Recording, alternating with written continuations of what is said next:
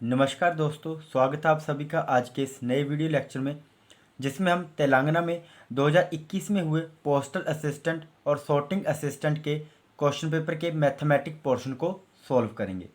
तो आइए शुरू करते हैं आज के इस वीडियो लेक्चर का। Question number 1, how many times does the number 8 occur between the number 1 and 99? संख्या 1 और 99 के बीच संख्या 8 कितनी बार आती है? तो यहाँ हमसे पूछा हुआ है कि 1 से लेकर 99 तक जो 8 है वो कितनी बार रिपीट होगा। तो देखो यहाँ पे क्या होगा, हमारे पास 1 to 99 तक।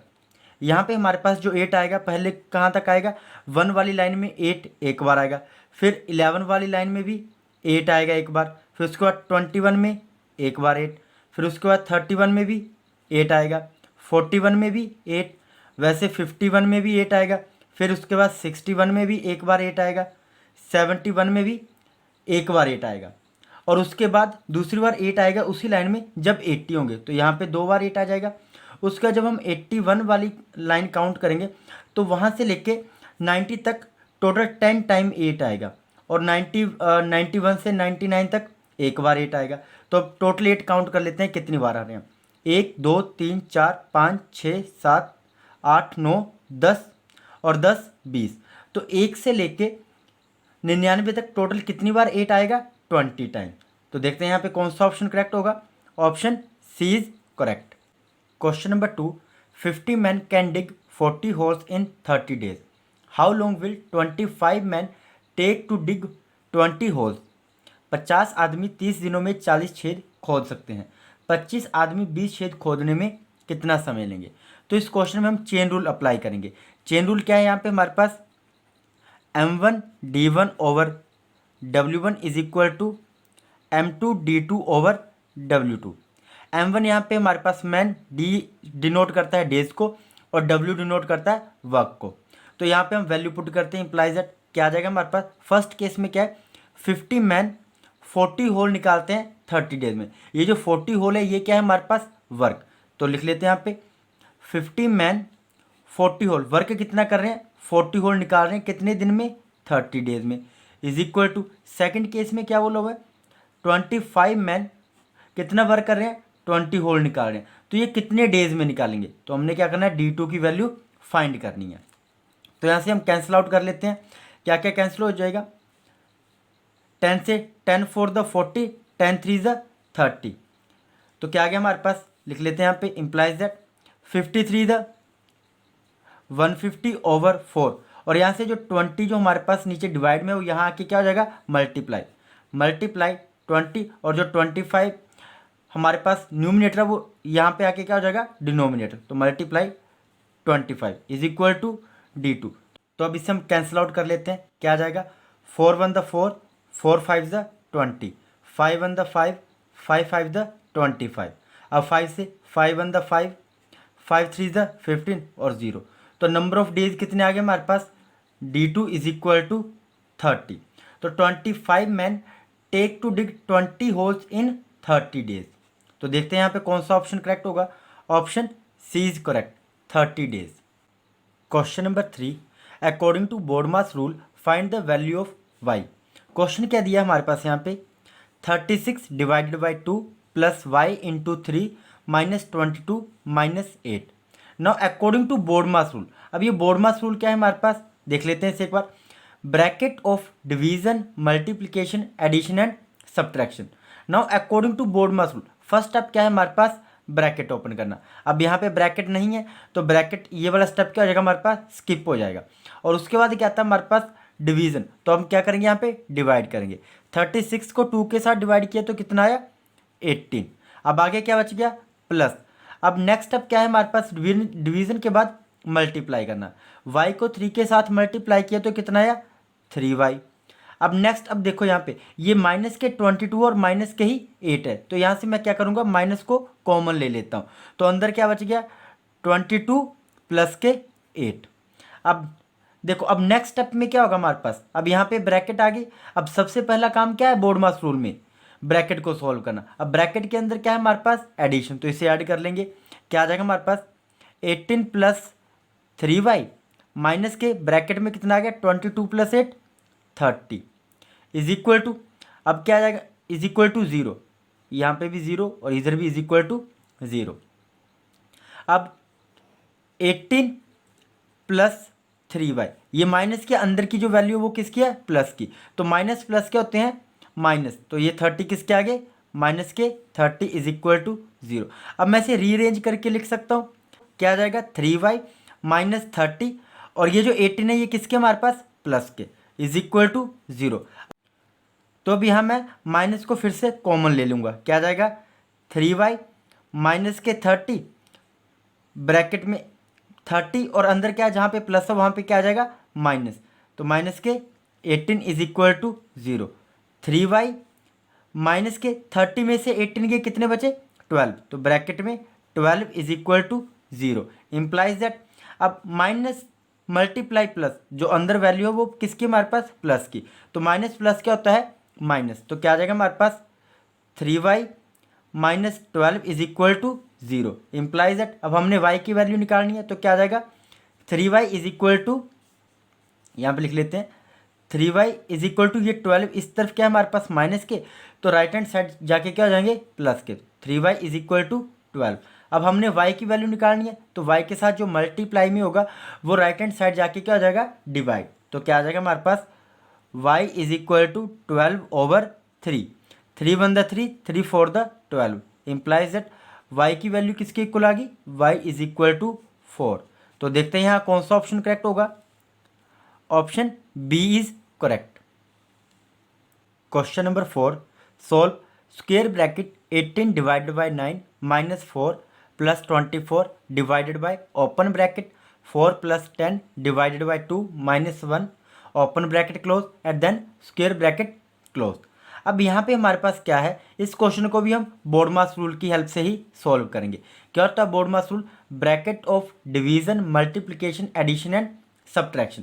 तो according to BODMAS rule first step क्या है हमारे पास, ब्रैकेट सोल्व करना, बट यहाँ पे हमारे पास दो ब्रैकेट है, तो सबसे पहले कौन सी ब्रैकेट सोल्व करेंगे, जो सबसे इनसाइडर ब्रैकेट होगी, तो सबसे पहले हमने क्या करना है, इस ब्रैकेट पोर्शन को सोल्व करना है। तो करते हैं इसे, क्या आ जाएगा, अब इस ब्रैकेट पोर्शन में भी हमारे पास एडिशन डिवाइड एंड सब्ट्रैक्शन है, तो इसमें भी फर्स्ट स्टेप क्या होगा हमारे पास, एडिशन डिवाइड या फिर सब्ट्रैक्शन। तो बोर्डमास ब्रैकेट ओपन की, अब ब्रैकेट के बाद क्या था हमारे पास, डिवीजन, तो सबसे पहले हम क्या करेंगे, इन दोनों को डिवाइड करेंगे और फिर ऐड एंड देन सब्ट्रैक्ट।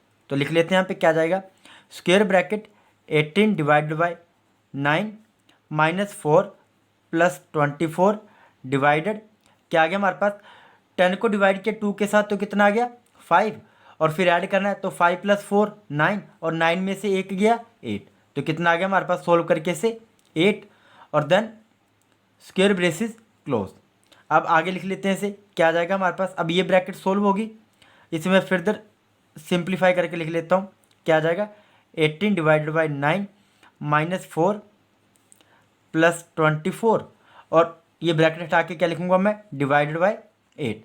अब ब्रैकेट क्लोज, अब देखो फिर से ब्रैकेट आ गई, अब हमने क्या करना है, ब्रैकेट को सोल्व करना है। तो ब्रैकेट के अंदर क्या है हमारे पास, यहाँ पे डिवाइड है, एडिशन है और सब्ट्रैक्शन है, तो क्या करेंगे, इन दोनों को डिवाइड करेंगे। तो 18 को डिवाइड किया 9 के साथ तो कितना आ गया 2, माइनस 4 एज इट इज़, और 24 को डिवाइड किया 8 के साथ तो कितना आ जाएगा 3 प्लस 3, और ये ब्रैकेट भी सोल्व होगी। अब इसे हम क्या करेंगे, पहले 4 और 3 जो है हमारे पास, 4 माइनस का है और 3 प्लस का है, तो और जो 2 है हमारे पास ये किस चीज़ का है, ये भी प्लस का है, तो 2 प्लस 3 कितने होते हैं 5, तो इम्प्लाइज इज इक्वल टू 5, और क्या बचा हमारे पास माइनस के 4, तो 5 माइनस 4 इज इक्वल टू 1, तो आंसर कितना आ गया हमारे पास 1। तो देखते हैं यहाँ पे कौन सा ऑप्शन करेक्ट होगा, ऑप्शन ए इज करेक्ट 1।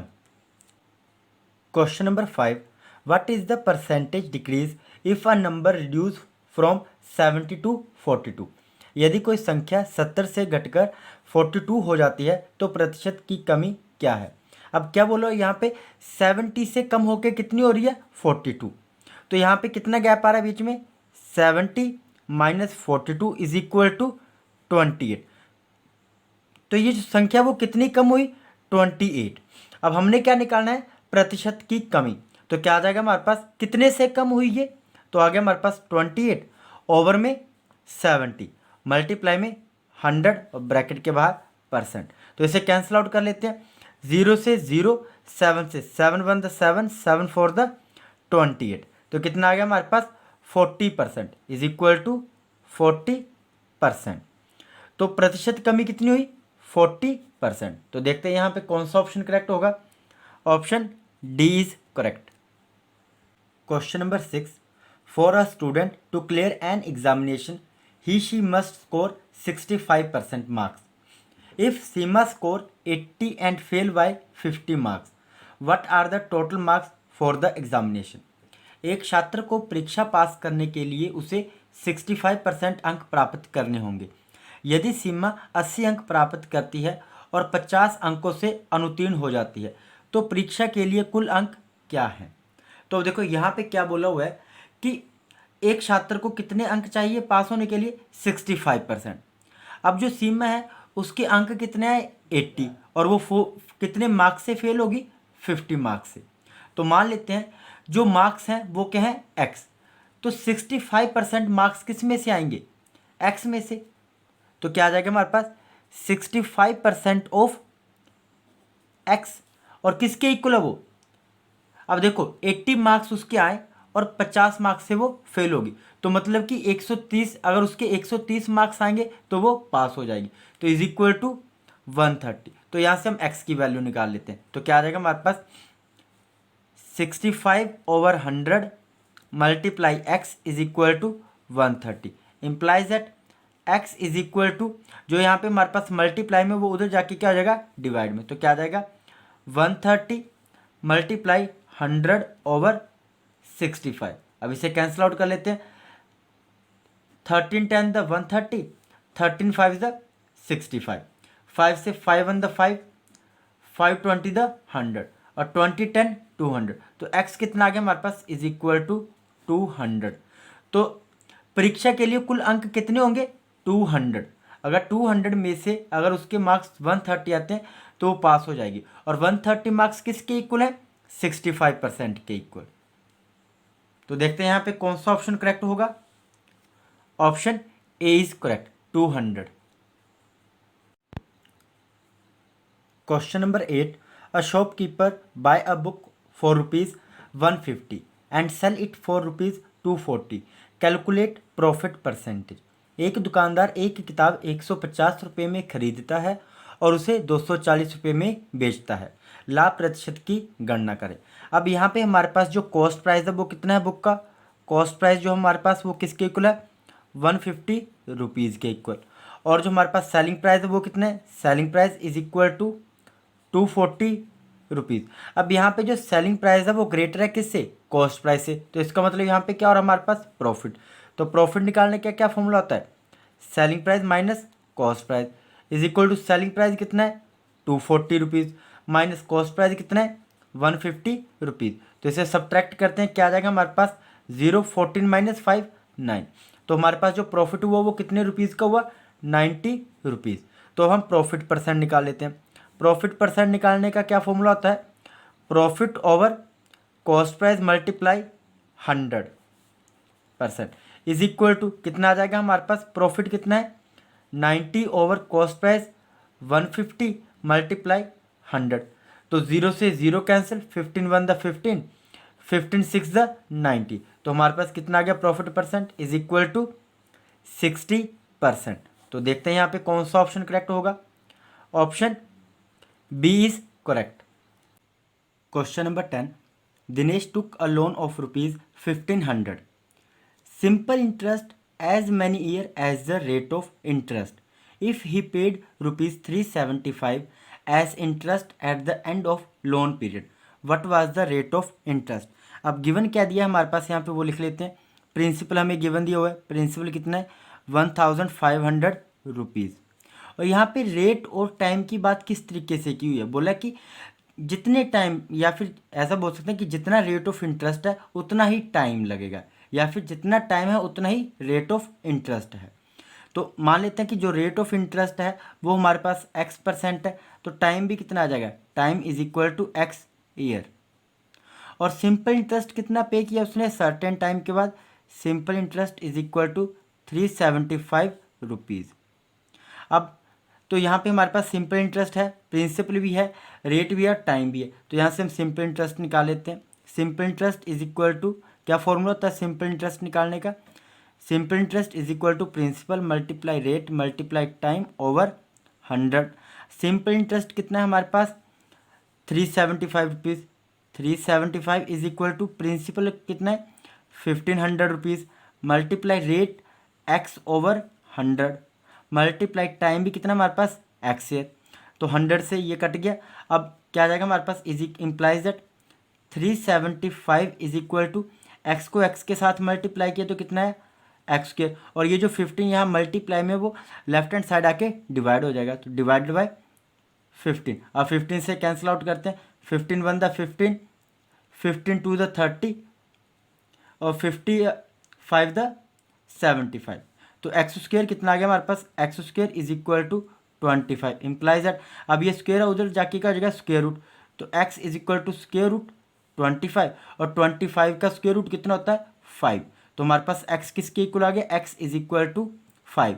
अब ये जो एक्स है वो हमारे पास रेट भी आ रहा है और टाइम भी आ रहा है। तो अगर हम रेट की बात करें तो रेट कितना आ गया हमारे पास?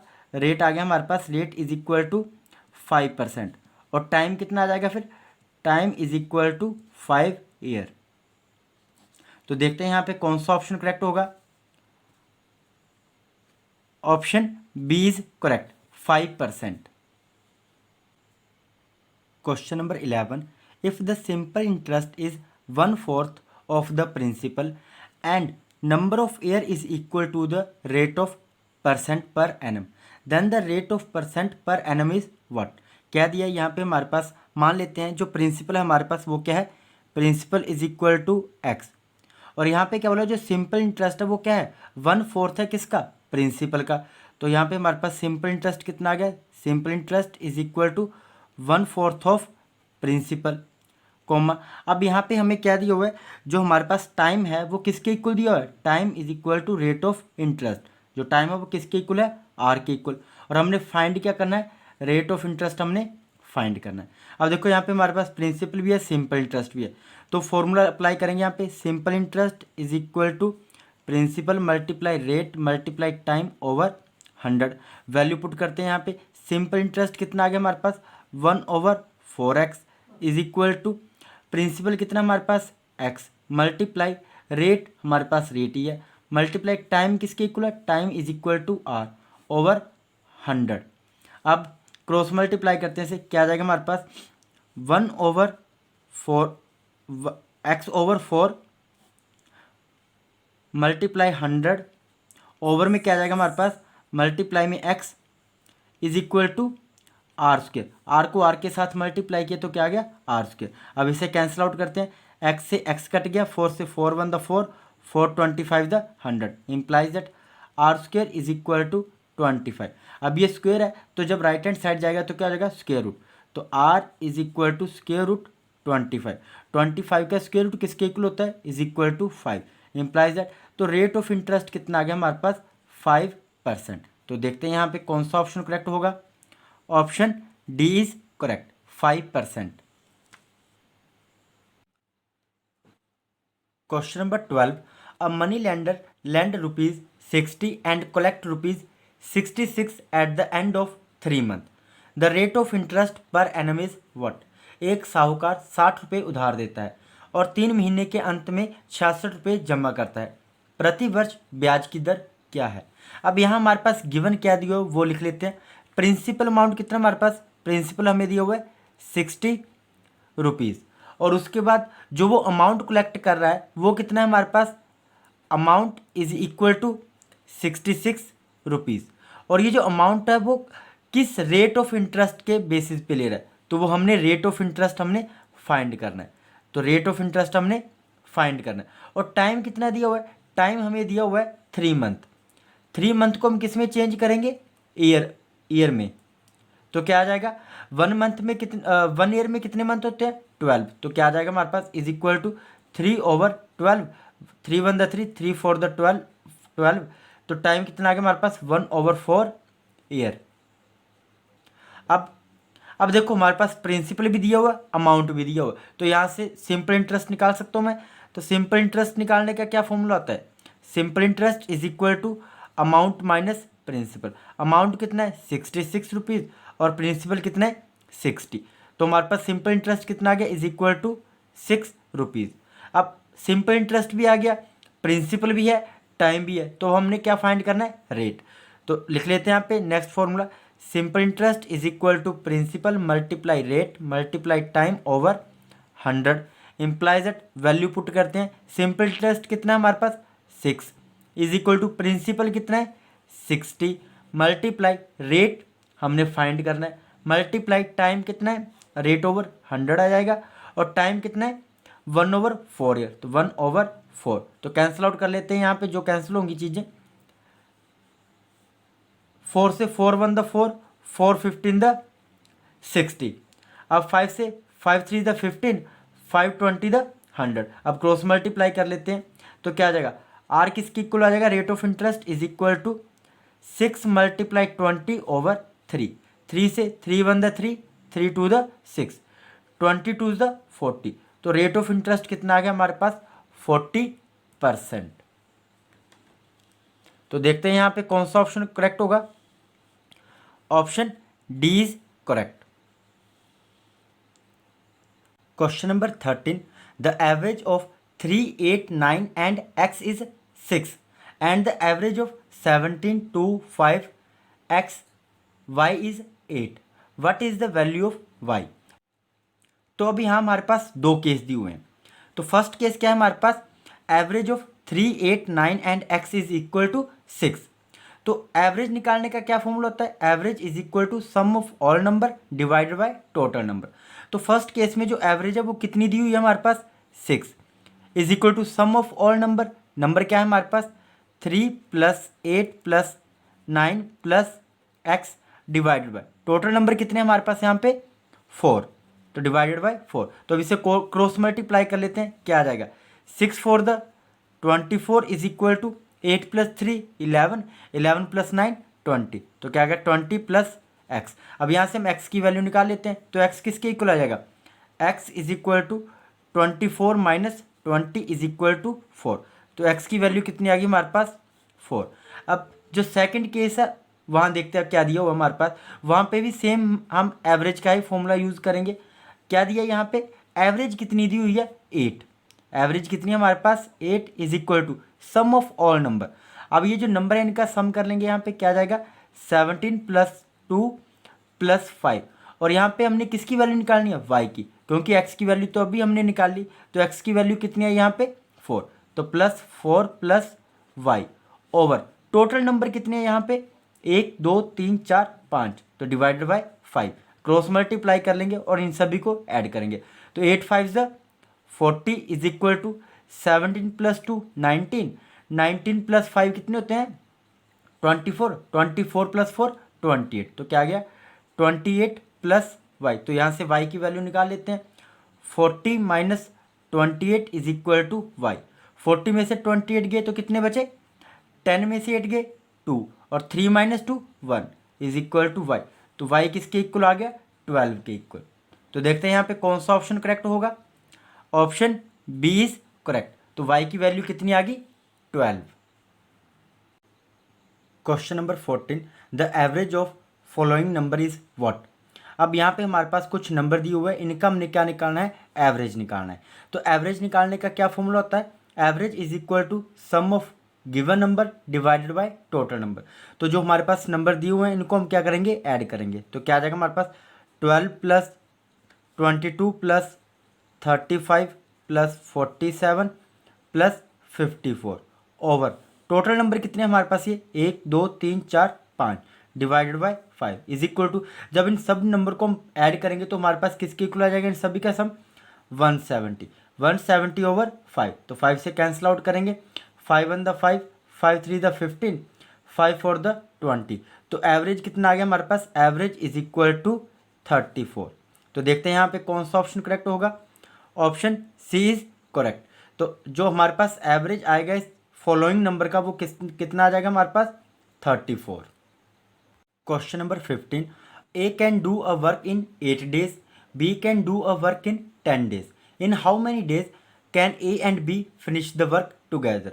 A एक काम को 8 दिनों में कर सकता है और B एक काम को 10 दिनों में कर सकता है। A और B उस कार्य को कितने दिनों में समाप्त कर सकते हैं? तो गिवन क्या दिया हमारे पास वो लिख लेते हैं। A जो है वो एक काम को कितने दिनों में ख़त्म कर रहा है? 8 डेज में। और B उसी काम को कितने दिनों में ख़त्म कर रहा है? 10 डेज में। तो यहाँ से हम क्या करेंगे, इन दोनों के काम का एलसीएम ले लेंगे। तो एलसीएम कितना आ जाएगा 8 और 10 का? तो एलसीएम आ जाएगा हमारे पास इज इक्वल टू 40। जो हमारे पास एलसीएम आता है वही क्या होता है हमारे पास टोटल वर्क। तो जो एलसीएम है वो कितना है 40, तो 40 क्या हुआ हमारे पास टोटल वर्क, तो 40 यूनिट। अब यहाँ से हम ए का 1 डे वर्क निकाल लेते हैं। 40 डिवाइडेड बाई 8, तो ए का 1 डे वर्क कितना आ गया 5 यूनिट पर डे। और वैसे हम बी का निकालेंगे तो बी का कितना आ जाएगा 1 day work 4 unit per day. तो ये आ गया ए का काम आ गया 5 यूनिट पर डे और बी का आ गया 4 यूनिट पर डे। अब बोला कि ए और बी जब दोनों एक साथ काम करेंगे, ए एंड बी टुगेदर, तो उनका 1 डे वर्क कितना आ जाएगा 1 day work is equal to A का 1 डे वर्क कितना है 5 unit per day plus B का 1 डे वर्क कितना है 4 यूनिट पर डे। तो दोनों का एक दिन का काम कितना आ गया 9 यूनिट पर डे। अब अगर दोनों एक साथ काम करेंगे तो 40 यूनिट काम को कितने दिनों में ख़त्म करेंगे? तो निकाल लेते हैं। A and B together finish total work is equal to, तो क्या क्या फॉर्मूला होता है, is equal to total work over efficiency of A and B. A और बी एक दिन में कितना काम कर सकते हैं? तो वैल्यू पुट करते हैं। यहाँ पे क्या आ जाएगा हमारे पास, टोटल वर्क कितना है हमारे पास 40 unit divided by efficiency of A and B कितनी आ गई हमारे पास 9 unit per day. Per day unit से यूनिट कैंसिल, तो हमारे पास तो डेज कितने आ गए हमारे पास 40 ओवर 9 डेज। तो देखते हैं यहाँ पे कौन सा ऑप्शन करेक्ट होगा। Option B is correct 40 over 9 days. Question number 16, A and B together can do work in 12 days. A can do the work alone in 30 days. How many days can B alone do the same work. A और B मिलकर किसी काम को 12 दिनों में कर सकते हैं। ए अकेले काम को 30 दिनों में कर सकता है। बी अकेला उसी काम को कितने दिनों में ख़त्म कर सकता है? तो क्या दिया यहाँ पे हमारे पास, ए और बी एक साथ मिलके एक काम को कितने दिनों में ख़त्म कर रहे हैं 12 डेज में। और क्या बताया हुआ है कि जो ए है वो अकेला उस काम को कितने दिनों में ख़त्म कर रहा है 30 डेज में। तो यहाँ हम क्या करेंगे, इन दोनों का एलसीएम ले लेंगे। तो एलसीएम क्या आ जाएगा इन दोनों का 60 यूनिट। तो जो हमारे पास एलसीएम आएगा वो किसके इक्वल होगा, वही क्या होगा हमारे पास टोटल वर्क। तो टोटल वर्क कितना आ गया 60 यूनिट। तो यहाँ से हम ए और बी का 1 डे वर्क निकाल लेते हैं। क्या आ जाएगा 60 यूनिट डिवाइडेड बाय 12 डेज। तो कितना आ गया हमारे पास, ए और बी का 1 day work 5 unit per day और ए का काम कितना आ जाएगा एक दिन का, तो यहाँ पे आ जाएगा 2 यूनिट पर डे। तो ए और बी एक दिन में कितना काम कर रहे हैं, ए बी का जो 1 डे वर्क है वो कितना है is equal to 5 unit per day. अब यहाँ पे जो हमारे पास ए है उसका अकेले का काम भी दिया हुआ है। ए जो है वो अकेला एक काम को कितने दिन में ख़त्म कर रहा है 2 यूनिट। 2 यूनिट काम को वो कर रहा है एक दिन में ख़त्म। तो ए का 1 डे वर्क कितना आ गया यहाँ पे 2 unit per day plus B is equal to 5 unit per day. तो यहाँ से हम बी का 1 डे वर्क निकाल लेते हैं। तो क्या आ जाएगा, इम्प्लाइज दैट बी का 1 डे वर्क कितना आ गया हमारे पास is equal to 5 unit per day minus 2 unit per day. तो कितना आ गया हमारे पास 3 यूनिट पर डे। तो हमने क्या निकालना कि जो बी है वो अकेले 60 यूनिट काम को कितने दिनों में ख़त्म कर सकता है। तो निकाल लेते हैं, total work finished by B alone. क्या फॉर्मूला होता है, तो कितने दिनों में बी 60 यूनिट वर्क को खत्म करेगा is equal to total work divided by efficiency of B. तो टोटल वर्क कितना है हमारे पास 60 unit divided by efficiency of B कितनी आ गई 3 यूनिट पर डे। तो यूनिट से यूनिट कैंसिल, 3 1 द 3, 3 20 द 60, और डी जो है हमारे पास फ्रैक्शन में ऊपर जाके क्या हो जाएगा मल्टीप्लाई। तो कितने दिनों में 60 यूनिट काम को खत्म करेगा बी अकेला 20 डेज। तो देखते हैं यहाँ पे कौन सा ऑप्शन करेक्ट होगा।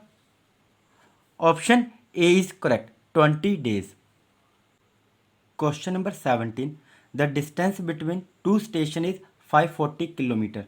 अ train taken 3 hour to cover this distance, calculate the speed of train. दो स्टेशनों के बीच की दूरी 540 किलोमीटर है। इस दूरी को तय करने में एक ट्रेन को 3 घंटे लगते हैं। ट्रेन की गति की गणना करें। तो गिवन क्या दिया है हमारे पास, यहाँ पे डिस्टेंस दिया हुआ है। डिस्टेंस कितना दिया हुआ है इज इक्वल टू 540 किलोमीटर। और क्या दिया हुआ है, टाइम के बारे में बताया हुआ है। टाइम कितना दिया हुआ है, टाइम कितना लग रहा है 3 आवर। और हमने फाइंड क्या करना है, हमने फाइंड करना है speed of train. Speed of train हमने फाइंड करनी है। तो स्पीड निकालने का क्या फॉर्मूला होता है, speed is equal to distance over time. Implies that speed हमने फाइंड करनी है, डिस्टेंस हमें दिया हुआ है। डिस्टेंस कितना दिया हुआ है 540 किलोमीटर, ओवर टाइम कितना दिया हुआ है 3 आवर। तो यहाँ से कैंसिल आउट करते हैं, 3 से 3 1 द 3, 3 1 द 3, 3 8 द 24 और 0 की 0। तो स्पीड कितनी आ गई, speed is equal to 180 kilometre per hour. तो देखते हैं यहाँ पे कौन सा ऑप्शन करेक्ट होता है। Option B is correct 180 kilometre per hour. Question number 20, the sum of the ages of a daughter and mother is 56 year. After 4 year the age of the mother will be 3 time that of the daughter. Their respective age are what. एक पुत्री और माता की आयु का योग 56 वर्ष है। 4 वर्ष बाद माता की आयु पुत्री की आयु की 3 गुनी हो जाएगी। उनकी संबंधित उम्र क्या है, ये हमने फाइंड करना है। तो मान लेते हैं सबसे पहले जो मदर की एज है उसे मान लेते हैं M year. Let mother age is equal to M year, और डॉटर की एज क्या आ जाएगी, daughter age is equal to D year. अब क्या बोला हुआ है यहाँ पे, बोला है मदर और डॉटर की जो दोनों की एज का सम है वो किसके इक्वल दिया हुआ है 56 ईयर के इक्वल। तो टोटल एज कितनी आ जाएगी मदर एंड डॉटर की, total age mother and daughter is equal to 56 year. तो यहाँ से हम मदर की एज निकाल लेते हैं। मदर की एज किसकी इक्वल आ जाएगी, M is equal to 56 minus D year. अब नेक्स्ट केस में क्या बोला हुआ, after 4 year, after 4 year mother की एज क्या हो जाएगी, mother age is equal to M plus 4, और डॉटर एज क्या हो जाएगी is equal to D plus 4। यहाँ पे क्या बोला हुआ है, आफ्टर 4 ईयर, 4 ईयर तो आ गई मदर की एज ये आ गई और डॉटर की एज इतनी आ गई। बोला है after 4 year the age of mother will be 3 time that of the daughter. जो मदर की एज है वो क्या हो जाएगी 3 टाइम हो जाएगी किसके, डॉटर की एज के। तो M plus 4 is equal to thrice of daughter age plus 4 year. तो अब हम इसे ओपन अप करके लिख लेते हैं, ब्रैकेट क्या आ जाएगा हमारे पास। अब देखो m की वैल्यू कितनी है हमारे पास, m इज इक्वल टू हमारे पास 56 माइनस डी। तो यहाँ पुट कर देंगे, m की वैल्यू कितनी आ गई 56 minus D plus 4 is equal to 3d plus 3 4 द 12। अब 56 प्लस 4 कितने होते हैं 60, 60 माइनस 12, ये 12 इस तरफ प्लस के तो लेफ्ट हैंड साइड आके क्या हो जाएंगे माइनस के, इज इक्वल टू 3d। यहाँ पे लेफ्ट हैंड साइड में d माइनस का तो राइट हैंड साइड में प्लस का d हो जाएगा। तो क्या आ गया 60 माइनस 12 कितने होते हैं 48 इज इक्वल टू 4d। तो यहाँ से हम d की वैल्यू निकाल लेते हैं। तो d कितना आ जाएगा हमारे पास, d is equal to 48 over 4, 4 से कैंसिल आउट करते हैं, 4 1 द 4, 4 1 द 4, 4 2 द 8। इम्प्लाइज दैट d की वैल्यू कितनी आ गई हमारे पास इज इक्वल टू 12 ईयर। तो डॉटर एज कितनी आ गई हमारे पास 12 ईयर। तो यहाँ से मदर की एज भी निकाल लेते हैं अब। तो मदर एज कितनी आ जाएगी, मदर एज क्या थी हमारे पास 56 माइनस डी। तो 56 में से 12 गए तो कितने आ गए 6 माइनस 2 4, 5 माइनस 1 4, 44 ईयर। तो मदर की एज आ जाएगी 12 ईयर, सॉरी मदर की एज आ जाएगी हमारे पास 44 ईयर और डॉटर की एज आ जाएगी 12 ईयर। तो देखते हैं यहाँ पे कौन सा ऑप्शन करेक्ट होगा। ऑप्शन बी इज करेक्ट, 12 ईयर एंड 44 ईयर।